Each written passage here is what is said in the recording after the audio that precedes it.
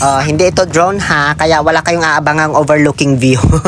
Isa itong remote control jet fighter from Noxier. Isang star shop na bilihan ng mga laruan sa Black App. Naka-indicate naman yung age sa box para sa mga pwedeng mag-operate ng laruang ito. 14 years old and above. Pero syempre, kung kaya mo namang i-operate para sa anak mo na 7 years old pa lang, ganyan, pwede rin naman. Magandang way rin kasi ito para makapag-banding sa mga anak natin.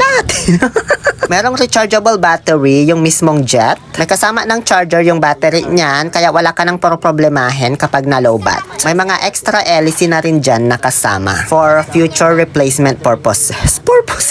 Bali yung remote control na lang niya, ang kailangan ng 3 AAA batteries. No worries kasi hindi naman mabilis malowbat ang remote, diba? May kasama na ring manual yan kung paano i-operate, paano buksan, paano i-charge, paano i-on off. Make sure lang na buksan nyo muna yung battery ng plane tsaka i-plug in nyo doon sa mismong makina bago nyo gamitin. Kasi hindi pa siya naka-plug, so hindi yan mag-on kahit anong gawin mo. And then, okay na, you can now enjoy flying without wings. Nagfi-flip yan sa ere, tumatumbling, may forward, may backward, may turn right, may turn left. Pwede mong pataasin, pwede mo ring pababain. May stop button din yan sakaling hindi mo pa kayang i-control masyado. Tuwang-tuwa talaga yung pamangking ko dito, Diyos ko, kahit babae man siya.